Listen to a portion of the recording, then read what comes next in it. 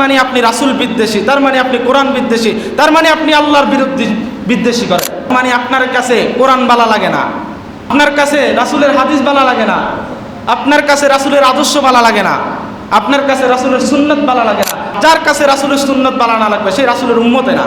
কয়েকদিন আগে আপনাদের সমাজের একজন লোক, আমি ফেসবুকে একটা পোস্ট করছি, এই সমাজেরই, উনি আমার পোস্টের নিচে লিখছে, হুজুর নতুন নতুন হাদিস শিখায়েন না। বুঝছেন, উনি আমার নিচে দিয়ে লিখছে নতুন নতুন হাদিস শিখায়েন না, হাদিস শিখায়েন না। সব জায়গায় হাদিস চলে না বেড়া, সব জায়গার যদি হাদিস না চলে, সব জায়গার যদি কোরআন না চলে, তাহলে তোর বাপ মার বিয়েও তো অবৈধ। কথা বলেন, যে আমার হাদিস শিখাস, হাদিস আমি জানি না।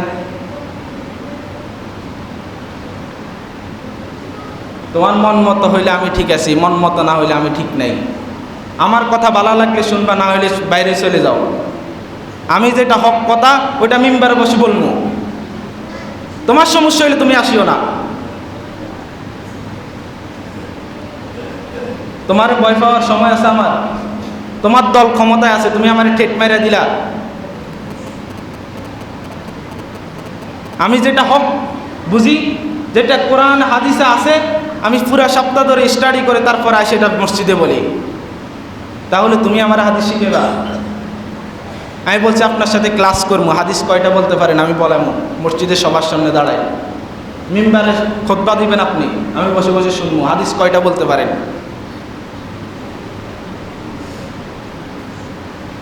হাদিস শিখে দিয়েছে আমারে।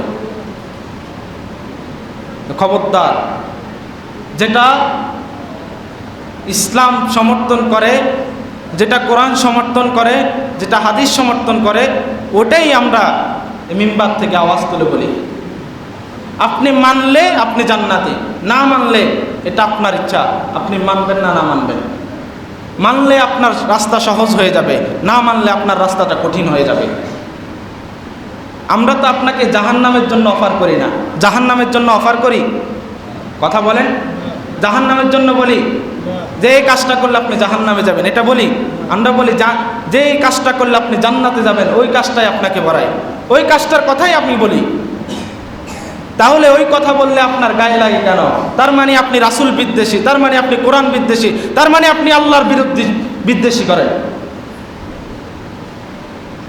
তার মানে আপনার কাছে কোরআন ভালো লাগে না, আপনার কাছে রাসূলের হাদিস ভালো লাগে না, আপনার কাছে রাসূলের আদর্শ ভালো লাগে না, আপনার কাছে রাসূলের সুন্নাত ভালো লাগে না। আর যার কাছে রাসূলের সুন্নাত ভালো না লাগবে সেই রাসূলের উম্মতে না।